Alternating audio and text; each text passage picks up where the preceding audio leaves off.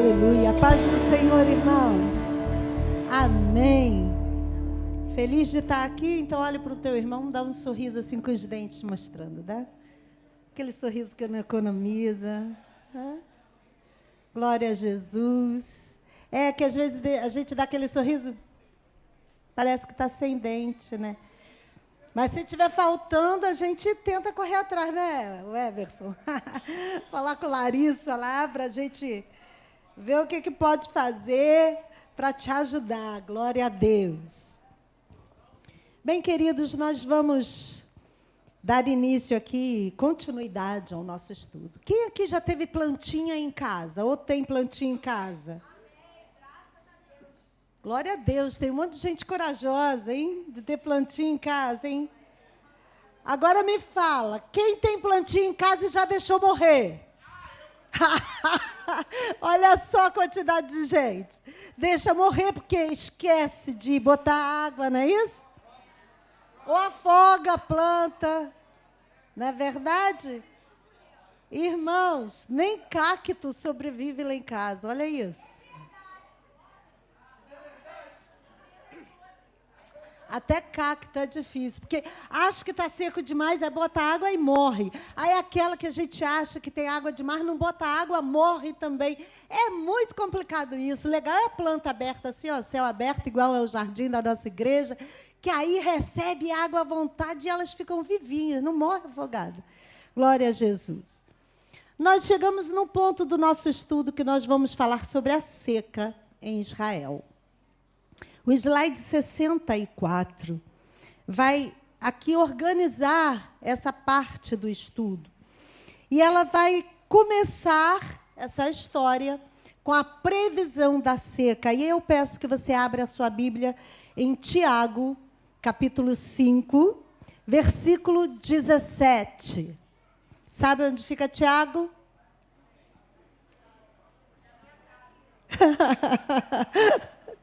Isso. Pode tirar foto, querida. Ah, bota aqui, bota Tiago aqui. Bota a foto da transparência, que o pessoal que tira foto está querendo tirar a foto. Depois você coloca o texto. Coloca aí, 1, 2, 3 e... Cadê? Aí, quem vai tirar a foto já do slide, já tira, porque nós vamos acompanhar essa estrutura, ok? Então, vamos ler o que está escrito em Tiago, capítulo 5, versículo 17. Elias era homem sujeito às mesmas paixões que nós, e orando, pediu que não chovesse.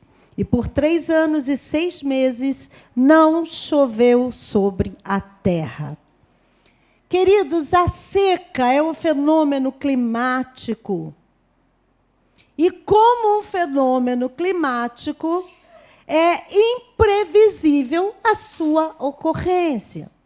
No entanto, na questão aqui do Reino do Norte, Acabe, ele não só recebeu uma previsão, como foi anunciado o tempo da seca. Alguma coisa que não é previsível.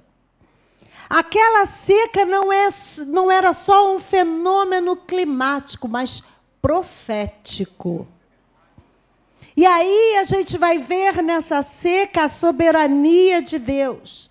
Não só sobre a história, mas também sobre os fenômenos naturais. E nós aprendemos e vemos Jesus realizando grandes coisas com a natureza. Mas a gente vê isso acontecendo desde o início da história bíblica. Quando o Mar Vermelho se abriu, quando o Rio Jordão foi aberto. Mas em todos os milagres de Deus há um propósito. Diz assim, tem um propósito de Deus na sua vida, porque você é um milagre. Flávio Josefo, o grande historiador, ele também narrou a existência de uma grande seca nesse período. E havia 2 motivos principais do porquê dessa seca. O primeiro dele, Deus queria disciplinar a nação. E o segundo era revelar-se mostrar-se ao povo como Deus verdadeiro. O item que a gente vai falar agora, Deus como provedor, nós vamos ler em 1 Reis 17. Vamos ler dos versículos 2 até o versículo 7. Já deixa o 1 Reis 17 marcadinho na sua Bíblia, porque nós vamos ler praticamente todo esse capítulo. Versículo 2. Depois veio a ele a palavra do Senhor, dizendo: vai-te daqui e vira-te para o oriente e esconde-te junto ao ribeiro de Querite, que está diante do Jordão. E há de ser que beberás do ribeiro. E eu tenho ordenado aos corvos que ali te sustentem. Foi, pois, e fez conforme a palavra do Senhor, porque foi e habitou junto ao ribeiro de Querite, que está diante do Jordão. E os corvos lhe traziam pão e carne pela manhã, como também pão e carne à noite, e bebia do ribeiro. E sucedeu que, passados dias, o ribeiro se secou, porque não tinha havido chuva na terra. Bem, o anúncio da seca iniciou o conflito entre Deus e Baal, que vai ter o clímax lá no Monte Carmelo, que nós vamos chegar lá. Elias chega diante de Acabe com a primeira mensagem, falando da seca, mas ele foi poupado desse castigo. E Deus milagrosamente proveu o alimento para Elias do modo mais imprevisível possível. Deus não está preso a situações climáticas, nem mesmo as que ele impõe. Deus está acima de todas essas coisas, e quando Ele está disposto a abençoar alguém, não tem situação que possa impedir que a bênção de Deus chegue. Nós ouvimos a irmã Bia orar aqui no altar e dizer que estava doente, estava se sentindo mal, e com a oração, com a ministração do louvor, ela foi curada. Irmãos, Deus está pronto para abençoar. Nós temos que estar prontos para receber. De que forma? Pela fé. E a gente vai ver isso aqui na palavra de Deus. Então, a primeira mensagem de Deus foi dada, foi entregue a Elias. E Elias entregou a Acabe, a Jezabel. E, no entanto, por causa da maldição dentro dessa mensagem, eles começaram a querer caçar Elias como um animal. Abra no capítulo 18.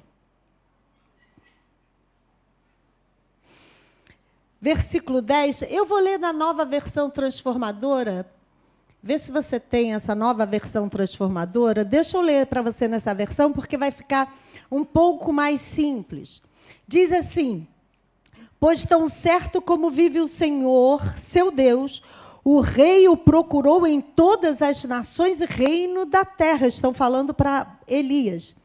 E de uma extremidade à outra. E cada vez que lhe diziam: Elias não está aqui, o rei Acabe fazia o rei daquela nação jurar que tinha falado a verdade.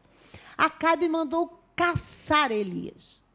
Achem Elias aonde estiver, e nós vamos ter um encontro de contas.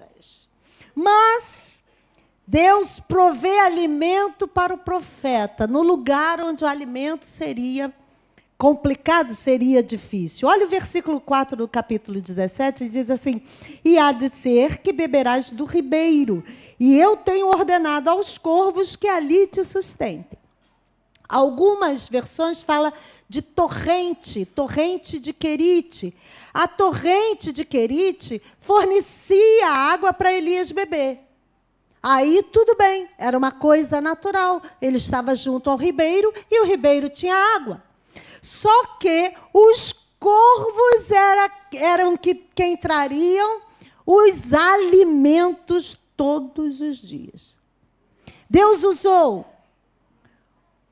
um fenômeno natural e usou algo notoriamente sobrenatural, que eram corvos, compartilhar o seu alimento com o profeta.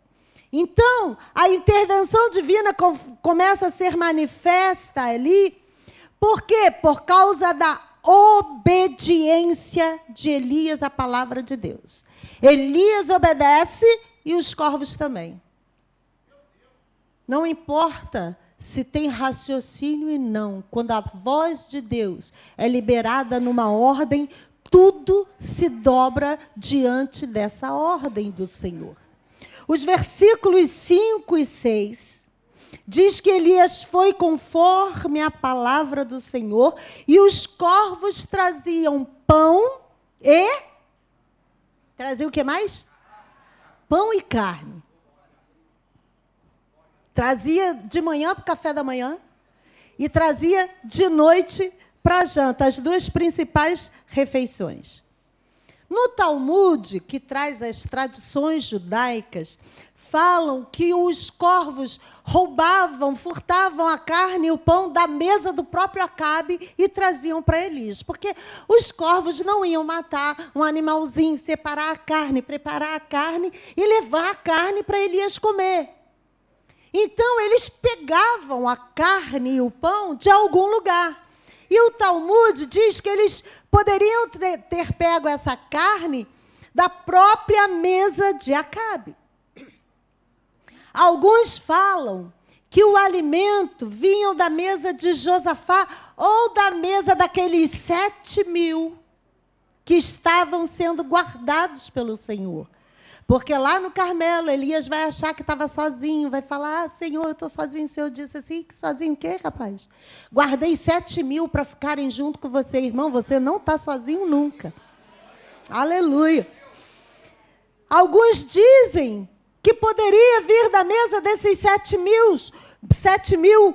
O importante era que o corvo ia na mesa de alguém pegar o alimento para levar para o profeta. Aí você diz, tá, legal, igual a pombinha que pegou em Noé, pegou o galinho, né? E levou o galinho até Noé. Não, irmão, corvo é diferente. Jó vai dizer que os corvos negligenciavam seus próprios filhotes. Porque ele não gosta de compartilhar comida. Toda a comida que ele acha é para ele mesmo. Coloca o slide 65, é o slide de um corvo.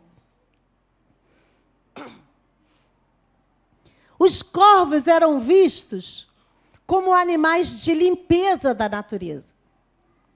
Eles comem os insetos, os animais mortos, ratos, resto de comida. Eles têm uma alimentação que não importa se é animal ou vegetal, para eles é comida, vai que vai. E eles tinham a dificuldade de compartilhar. É claro, eles comiam também frutas, sementes, carango, que é aquele... que é tipo uma lagartixa desse tamanhão, né? Os invertebrados. Aparecia, se mexia, era comida para o corvo. Então, além de caçador, o corvo também era catador.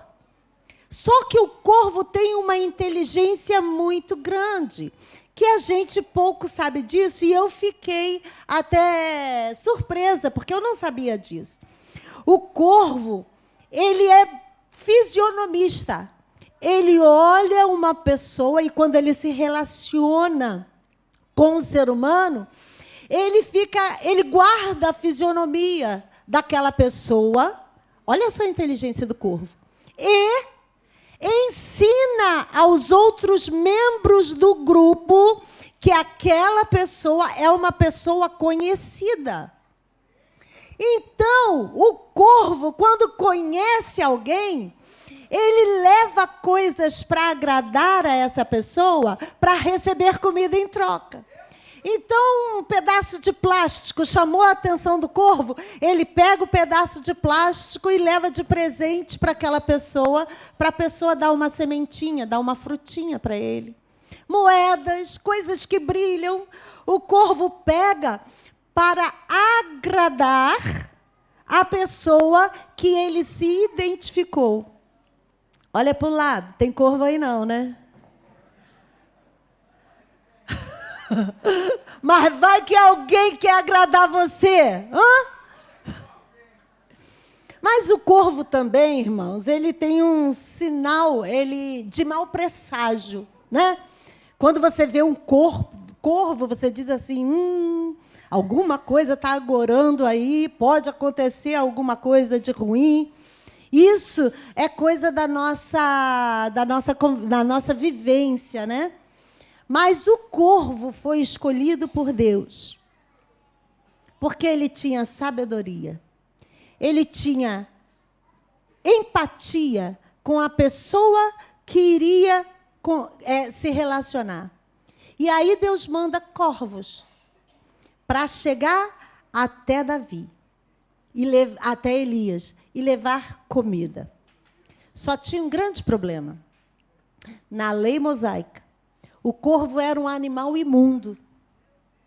E tudo que ele tocava também se tornava imundo.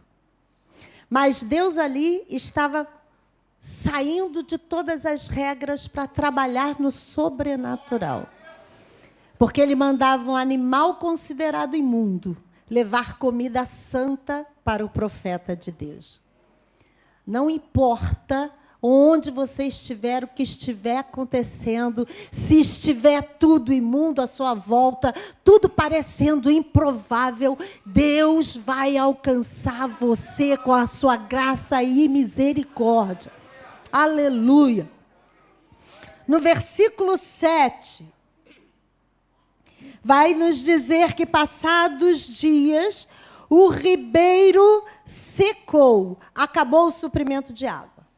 A torrente de Querite, aquela torrente, irmãos, não era um rio normal.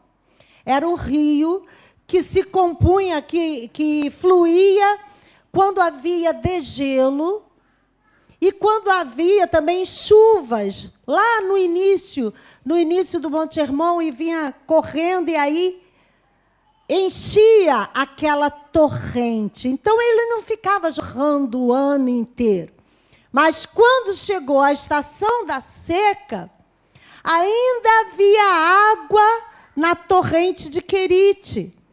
E quando aquela água acabou, aquela situação exigiu uma mudança do profeta. Às vezes isso acontece na nossa vida. Quando há o fim de uma coisa, ela é importante, porque ela vai ser o começo de outra coisa. O profeta, enquanto tivesse água, ia ficar ali. Mas quando a água acabou, o profeta mudou de atitude, mudou de lugar, mudou de posição. O profeta começou uma nova etapa.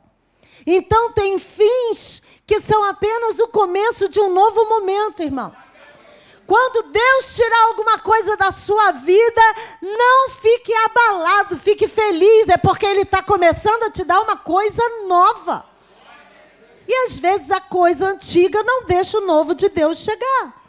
A torrente de Querite secou para o profeta poder mudar de lugar. Por quê? Porque tinha outro milagre para acontecer. Se você se acomodou numa situação, irmão, fica atento. A corrente de água pode secar para você, mas isso vai ser o início de um novo milagre, de uma nova etapa. Bem, Deus estava nutrindo fisicamente o profeta. Mas também Deus estava com a preocupação de nutrir a fé de Elias. Por quê? Haveriam fatos que iriam acontecer e que ele precisaria de força espiritual. Fica ligado, irmão, porque quando algumas coisas acontecem, Deus não está fazendo isso porque é ruim, porque quer que você sofra. Não, Deus conhece todas as coisas e Ele está te preparando para um momento mais importante lá na frente, como Ele fez com Elias. E agora Deus precisava prover alimento não só para Elias. Tinham outras pessoas que precisavam ser alcançadas pelo Senhor. E ele precisava que Elias se movesse. Havia um milagre que Deus precisava realizar, mas o profeta precisava ser sacudido. Então, aquela seca serviu de testemunho para os homens ímpios. Abra sua Bíblia em Deuteronômio 11.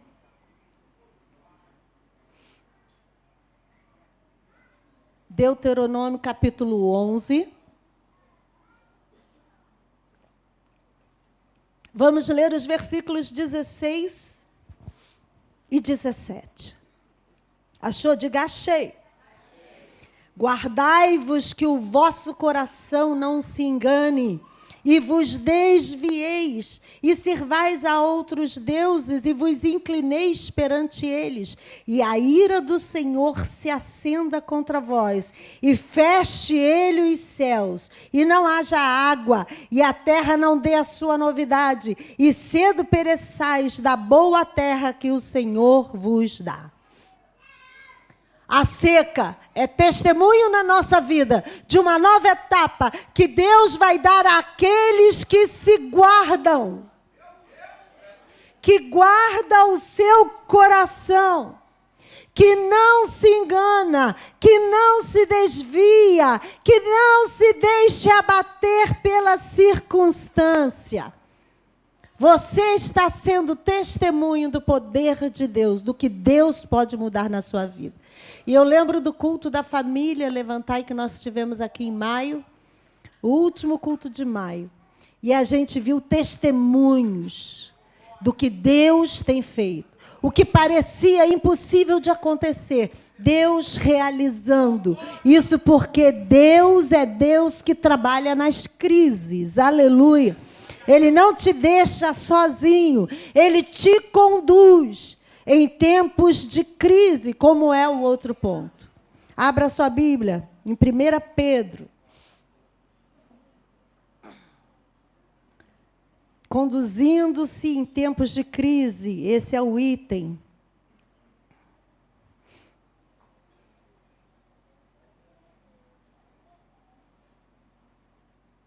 Primeira Pedro 5. Essa é a postura de todo crente em tempo de crise. Versículos 6 e 7. Humilhai-vos, pois, debaixo da potente mão de Deus, para que a seu tempo vos exalte, lançando sobre ele toda a vossa ansiedade, porque ele tem cuidado de vós. Humilhai-vos aonde, irmãos? Ali, não, debaixo da potente mão de Deus. Ele tem cuidado de você. Fala para o teu irmão, Deus tem cuidado de você. Ele não vai abrir mão de você. Profetiza da vida dele. Se você está sentado sozinho, diga, Deus tem cuidado de mim. Ele não vai abrir mão da minha vida. Há sempre provisão de Deus para aquele que o serve.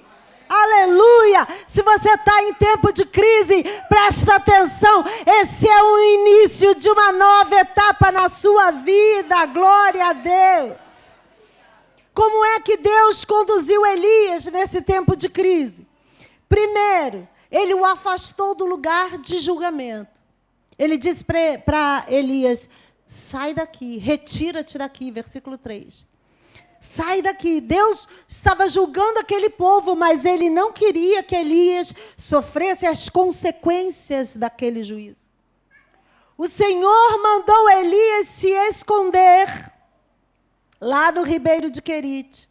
E outra, como o Senhor conduziu Elias, ele disse para Elias, fica tranquilo, que eu vou te sustentar. Não era um pernil assado.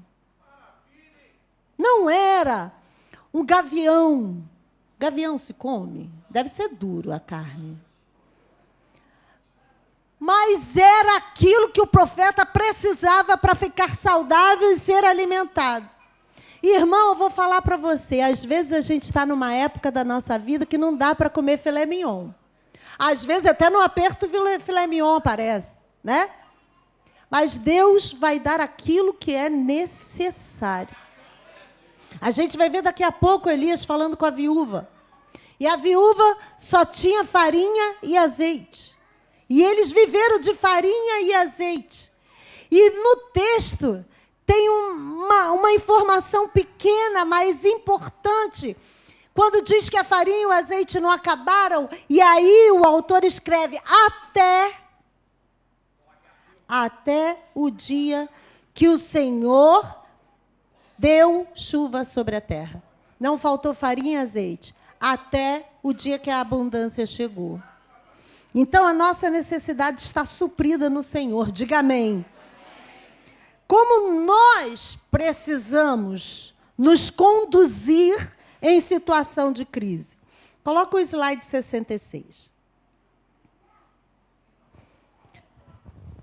Como devemos nos conduzir em situação de crise? Ouvindo a palavra de Deus, fugindo, dependendo de Deus e obedecendo. No versículo 2, o texto vai dizer que veio a palavra de Deus ao profeta. É Deus quem orienta. É Deus quem diz para onde ir. O aparecimento de Elias estava condicionado à palavra de Deus. Todas as suas ações eram condicionadas à palavra de Deus. Elias não se movia fora da palavra de Deus. Fugindo, o Senhor disse, se esconda. Ele não mandou ir passear no Ribeiro de Querite. Ele disse, se esconda. Tem hora de aparecer. Elias do nada apareceu. Foi trazido e colocado diante do rei. Mas chegou a hora de se esconder. E o Senhor disse, vai e se esconde. Está na hora de sair dos holofotes. É diferente dos profetas modernos, né? Tem profecia? Liga a câmera. Acende a luz, porque eu vou profetizar. Fundo musical para o profeta. O Senhor estava dizendo, agora é hora de se esconder. O profeta muitas vezes vive sozinho, vive sem glamour, vive sem holofotes. Ele vive na terra, de joelhos dobrados, de cara no chão. É assim que vive. Dependendo de Deus. Ele disse, olha só, quem vai providenciar a água vai ser eu, e quem vai providenciar o alimento também serei eu. Vão vir por um meio que você não gostaria que viesse, porque pode se julgar impuro. Mas Elias tinha uma teologia muito, muito avançada, né? Deus teve que fazer uma manifestação para Pedro entender que ele podia comer de tudo que era considerado imundo. Aqui, muito antes, Deus já mandou um corvo que era imundo, e Deus disse assim, mas a comida é santa, porque sou eu que estou mandando. Aleluia! E Elias tinha esse conhecimento. Por quê, irmãos? Lembra que eu falei? Por causa da intimidade com Deus. Às vezes a gente constrói muros teológicos na nossa vida. E muita coisa não acontece porque não está conforme aquilo que a gente imaginou que estaria. Não aconteceu do jeito que estava regulado para acontecer. E a gente impede o mover de Deus na nossa vida. O outro ponto, obedecendo. No versículo 5 diz que Elias foi e fez segundo a palavra de Deus. Você já tem um manual à sua disposição. Agora você precisa saber como é que faz funcionar a sua vida de milagre. Quando você instala um aparelho, brasileiro é assim, né? Você gosta de ler um manual? Não, você já vai direto no aparelho para ver como funciona, né? Bem, aqui é botão de ligar, ali tem mais 3 botõezinhos. O que esse faz? Tchum, pá! Explodiu. Começa a... Porque a gente não tem paciência de ler o manual, de fazer os testes. E a gente vai descobrindo assim. E, irmãos, isso é coisa do final dos tempos, que é tudo rápido, tudo entregue rápido. Você compra hoje, chega na tua casa amanhã. E você está fazendo tudo rápido, tua vida está muito acelerada. Mas o Senhor está dizendo assim, não, tem que ler o manual. E pior, hein? Ou melhor, o manual é grande. Já leu quantas vezes? Você leu 66 vezes? Não, o que é 66 livros, todo mundo sabe. Já leu quantas vezes? Pergunta ao seu irmão, você já leu quantas vezes esse manual? Olha para a cara dele e espera a resposta. Eu não vou ficar olhando, não. Como é que você vai saber como funciona a ação de Deus para a sua vida, se você não está lendo o manual do seu fabricante? Tudo que você precisa, irmão, está no manual do fabricante. Foi ele que te fez. É ele que te sabe como você vai funcionar, como vai ser a sua vida. É ele que vai dizer o que vai acontecer com você daqui a pouco.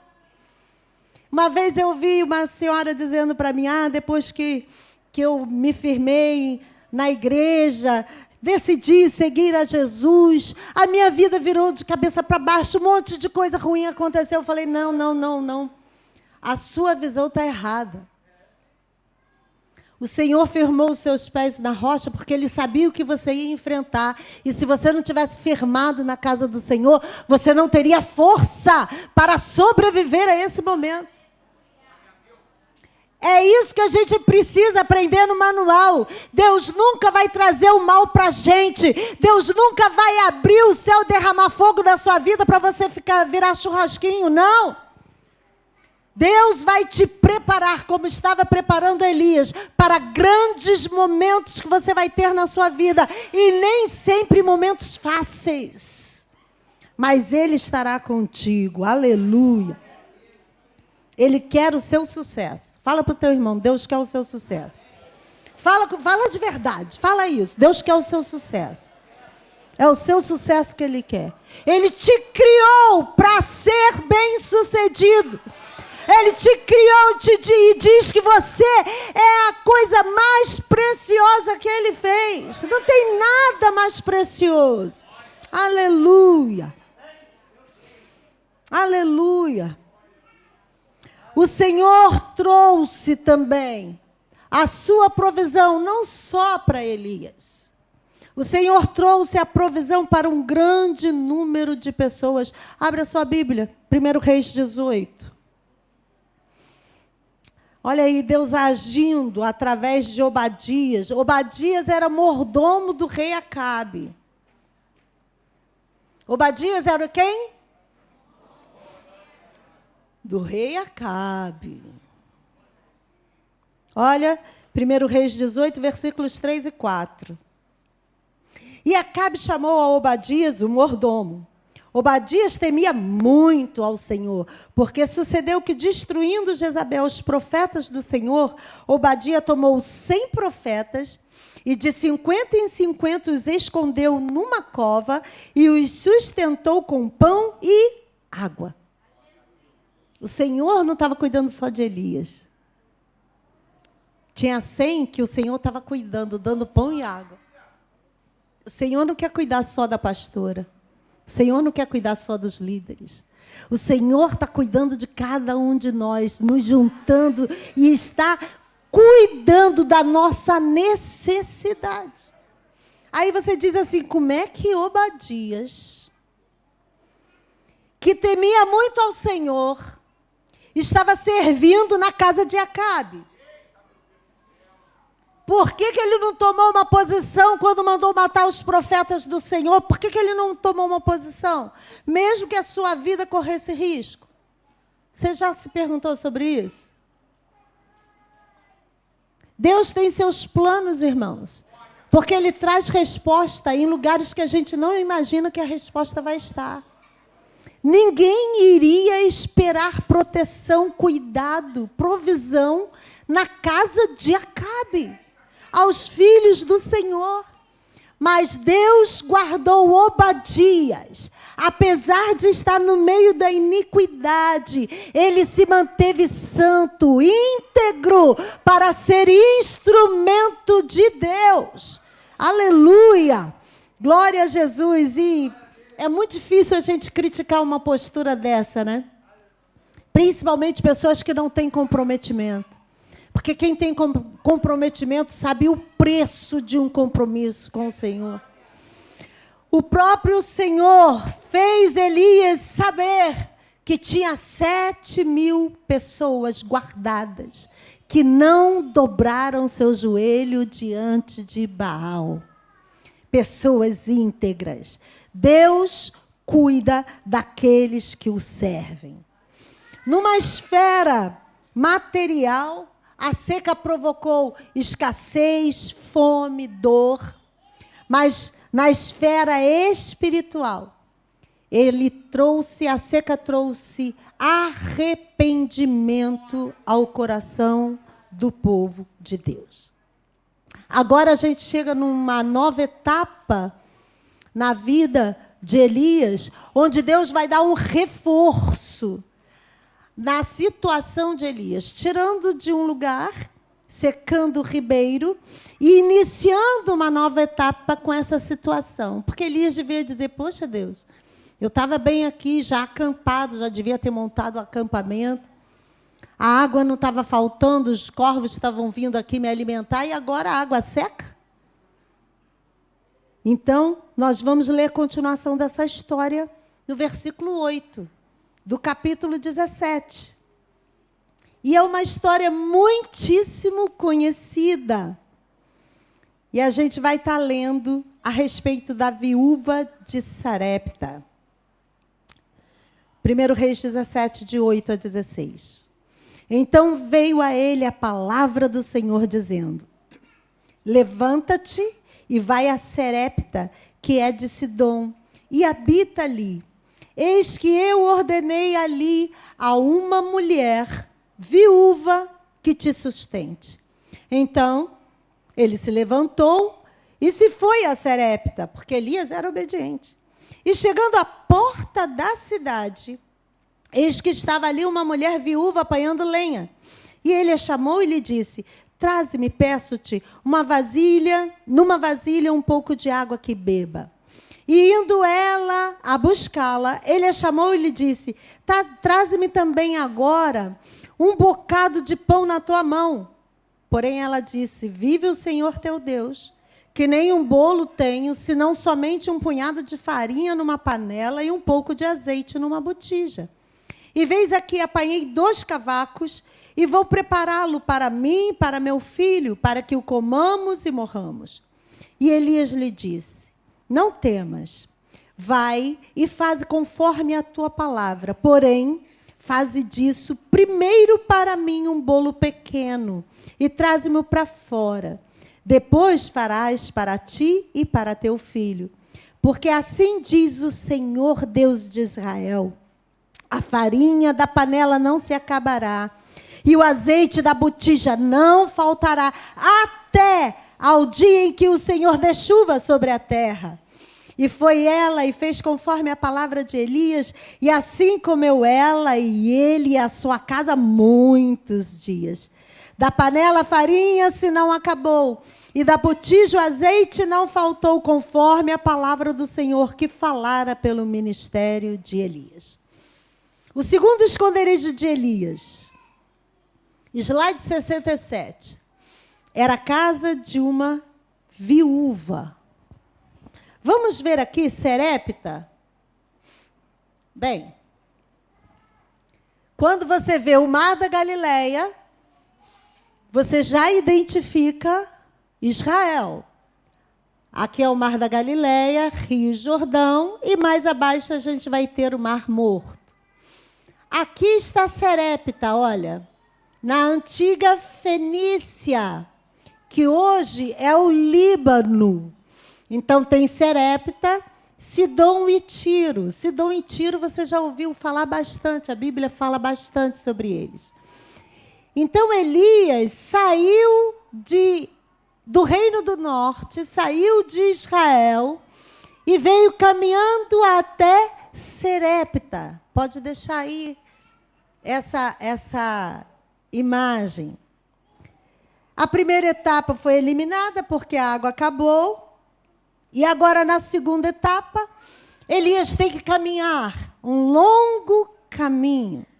E o Senhor dá a direção exata, porque Deus não é Deus de confusão. Se Deus for te dar uma direção, Ele vai te dizer especificamente o que você vai fazer. Aquela coisa de te manda para um lado, te manda para o outro. Um dia diz que aqui é seu lugar, outro dia diz que aqui não é mais seu lugar. Deus não faz esse tipo de coisa, irmão. Deus, quando nos conduz de modo certo e firme. E a gente precisa entender quando é a voz de Deus, quando é a voz do nosso coração. E Elias chegando, havia uma pessoa especial, num lugar especial, aguardando por ele.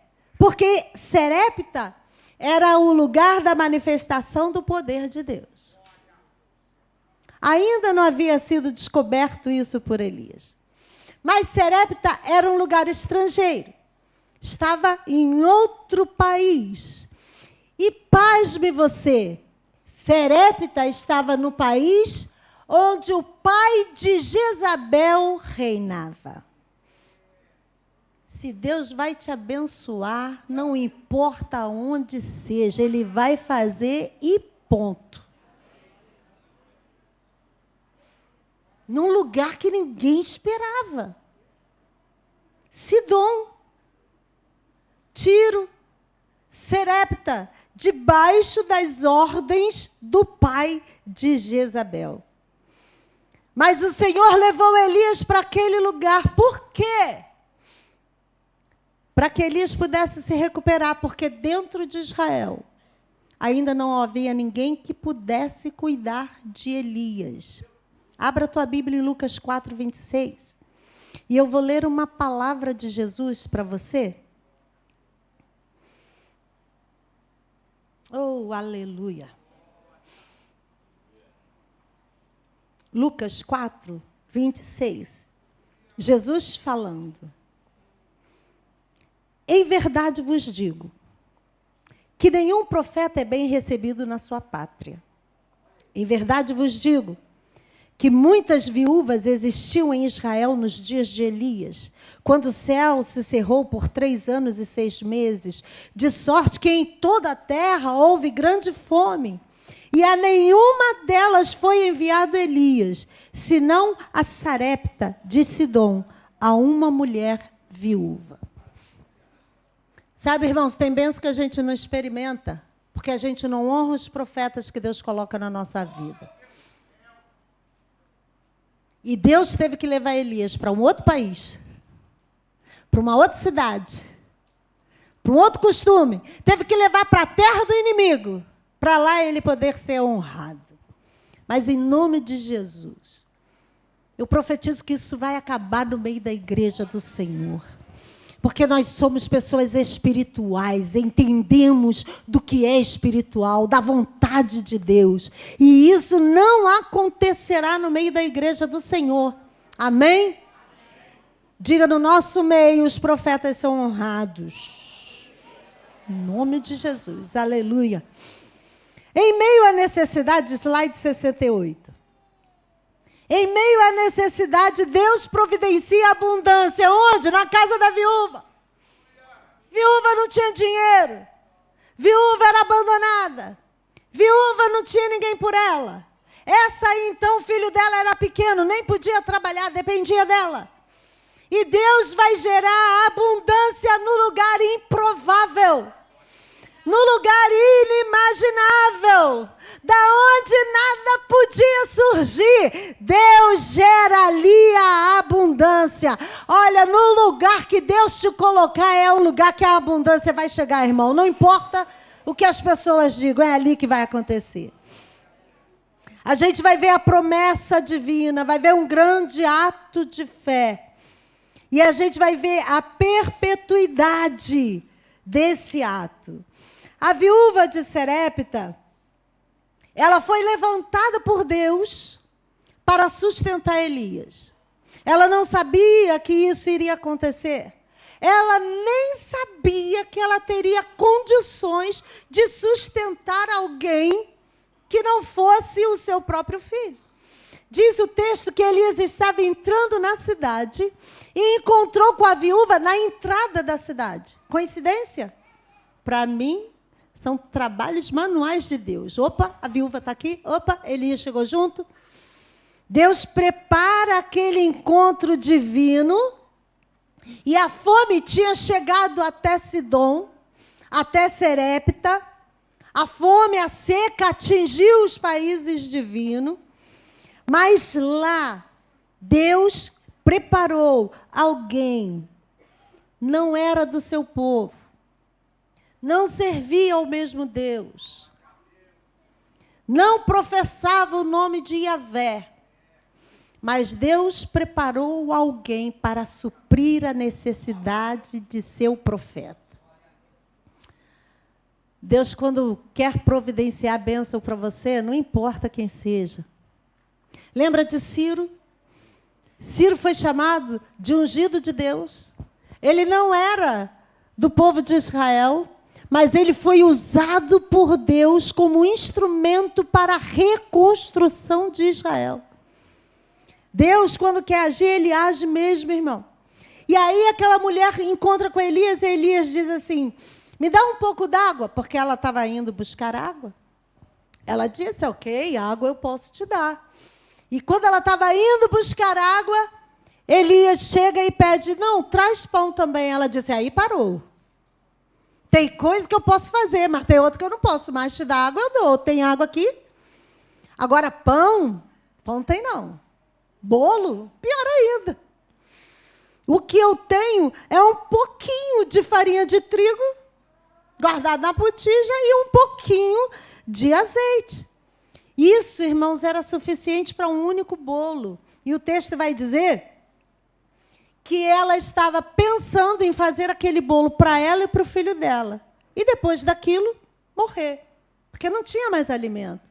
Não tinha mais de onde tirar. A seca era intensa. As necessidades dela eram grandes demais.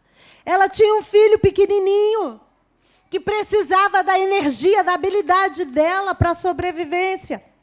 Eles iriam comer aquilo e depois iriam morrer. E o filho dela, pelo jeito que ela estava falando, já devia estar fraco. Ela já devia estar racionando aquela farinha por algum tempo. Mas Elias chega com o poder de realizar um grande milagre. Aquela mulher não sabia. Encontra aquela mulher com a necessidade de um grande milagre e que Elias já sabia, porque o Senhor mandou ele ir para o lugar certo. E ele faz um desafio para ela. Então, tá bom, você só tem isso?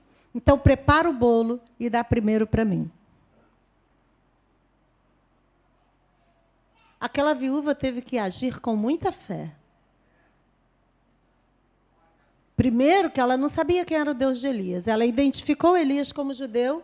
E a gente vai ver na conversa que ela vai dizer o teu Deus.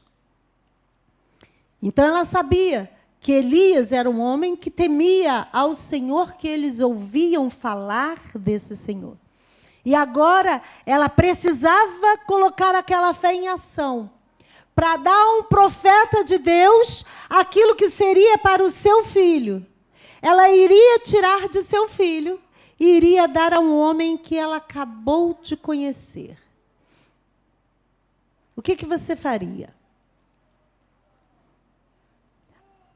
A viúva reconheceu naquele homem um homem santo de Deus. Irmãos, a gente precisa se posicionar como pessoas santas, como profeta do Senhor. Aí você diz, mas eu não sou santo. Mas quando Deus olha para a igreja, ele diz, os santos de Deus, é uma expressão que está na Bíblia. Ele olha você, não em você mesmo, mas Jesus Cristo em você, porque quando você recebeu Jesus Cristo, você foi lavado de todos os seus pecados. Você está limpo de todos os seus pecados. E se você não se sente assim, hoje mesmo você pode vir aqui ao altar e dobrar o seu joelho, porque é assim que Deus quer te ver. E aquela mulher olha para Elias e diz assim, opa! Tem alguma coisa diferente nesse homem. E eu preciso colocar isso na frente, à frente da necessidade do meu próprio filho. É uma escolha difícil, mas nós temos que entender que primeiro é o reino de Deus, antes da necessidade de seu filho, antes da sua própria necessidade. Antes da necessidade da sua casa. Primeiro é o reino de Deus. Por quê? Deus em primeiro lugar, o restante acontece segundo a palavra de Deus na nossa vida. E ela foi testada e ela passou naquele teste. E a promessa divina se cumpriu na vida daquela mulher. E ela recebeu a bênção do Senhor. E ela e seu filho e Elias comeram muitos e muitos dias da farinha e do azeite. Aquele azeite não se transformou num grande jarro cheio de azeite. Toda vez que ela precisava, ela chegava na botija de azeite e tinha a mesma porção. E ela tirava aquela porção, chegava na farinha e pegava aquela porção e usava. E quando precisava de novo, ela chegava na tigela e tinha a mesma porção. Foi diferente com Eliseu, que a mulher derramou em vários vasos. Era a mesma porção sempre, mas não acabava. O que Deus tem te dado é para a sua necessidade de agora. Só vai acabar quando a abundância chegar. Aleluia! E em 2 anos, todos os dias, em todas as refeições, a viúva, seu filho e Elias comiam do alimento que Deus havia providenciado. Abra em Mateus. Mateus capítulo 6, versículo 34. Mateus 6, 34. Diga aleluia. Oh, louvado seja Deus. Deus tem cuidado de nós.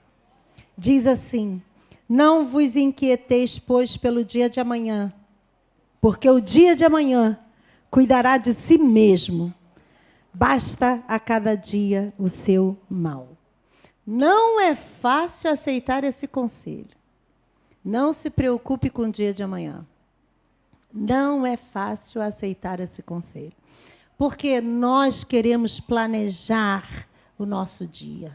Nós queremos planejar a nossa vida. Isso é errado? Não, irmãos. Na próxima terça-feira, a gente vai ver a diferença entre planejar e inquietar-se. O que a gente pode fazer na nossa vida e o que a gente não deve deixar acontecer no nosso coração para que essa palavra possa se cumprir na nossa vida. Não vos inquieteis pelo dia de amanhã, porque o dia de amanhã cuidará de si mesmo. Amém? Feche seus olhos. Pai querido, nós temos aprendido a sua palavra. Sabemos que muitas vezes é difícil colocar em prática todos os seus ensinamentos, mas pela fé, nós colocamos isso em nosso coração. Porque sabemos que o Senhor tem cuidado de nós. O Senhor tem zelado pela nossa vida. E nós queremos, Senhor, pedir a Ti, Espírito Santo de Deus, ajuda-nos a consolidar a nossa fé, como essa viúva que creu e experimentou o milagre do Senhor, a providência do Senhor. Que possamos também confiar no Senhor integralmente, sabendo que o Senhor não nos deixará abandonados, que o Senhor está conosco em todos os momentos da nossa vida. E por causa disso, o nosso coração precisa se acalmar. Nosso coração precisa se aquietar, porque o clamor, os gritos de nossa alma, às vezes atrapalham a nossa audição da sua palavra. Não conseguimos entender o que o Senhor fala por causa da agitação do nosso coração. Mas nós queremos descansar em Ti, porque sabemos que em Teus braços é o melhor lugar que podemos estar. Nós oramos e agradecemos ao Senhor, em nome de Jesus. Amém. Amém. Você pode aplaudir ao Senhor?